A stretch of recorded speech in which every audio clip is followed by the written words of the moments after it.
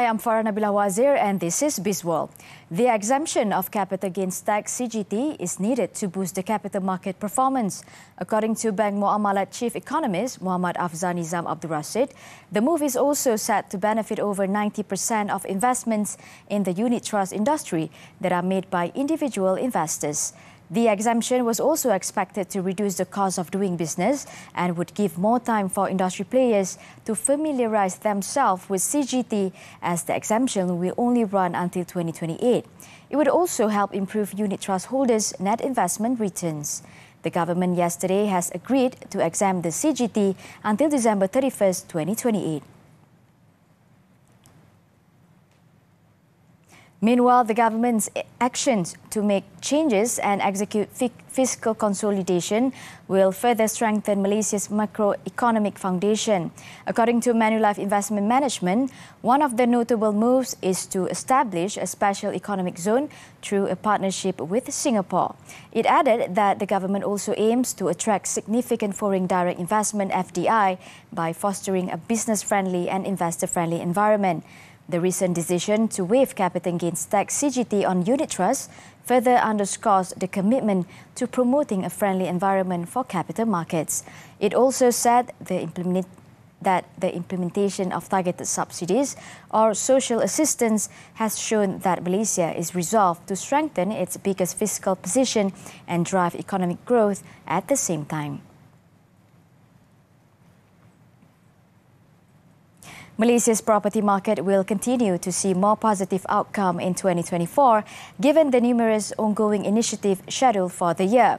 The Malaysian Institute of Estate Agents President Tan Kian Aun said although there were some setbacks during the pandemic, the good news is that the industry is slowly recovering. He also applauded the government for improving the investment climate in Malaysia and for taking proactive steps to lower interest rates, with the overnight policy rate currently at 3%. There's also a more focused approach that is in demand, such as addressing issues like sustainable living as well as green and renewable energy elements. Tan added that noteworthy national projects such as the Pan-Borneo Highway in Sabah and Sarawak, the Johor RTS project and significant industrial projects in the north are what draw in investors. Bursa Malaysia ended lower today in tandem with regional equities market. At 5 p.m, the FBM KLCI was down 2.66 points to close at 1,491.21. Losers led gainers with a total of 832 counters against 265, while 385 counters traded unchanged. According to Bank Muamalat, this was due to the backlash in the anticipation for the US rate cut in March, as the Fed seemed reluctant to enact monetary easing in the near term. China's economy likely pick up slightly in the fourth quarter, enabling the government to hit its growth target after the previous year's miss. The outlook for 2024, however, remains shaky amid a protracted property slump and weak consumer confidence.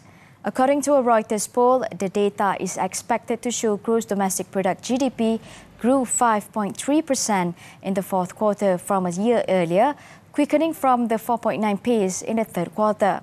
However, on a quarterly basis, the economy is forecasted to grow 1% in the fourth quarter, slowing from a 1.3% pace in the previous quarter, underlining the weak momentum despite a raft of policy steps. For 2023, the economy likely expanded for 5.2%, partly helped by the previous year's low base effect, which was marked by COVID-19 lockdowns.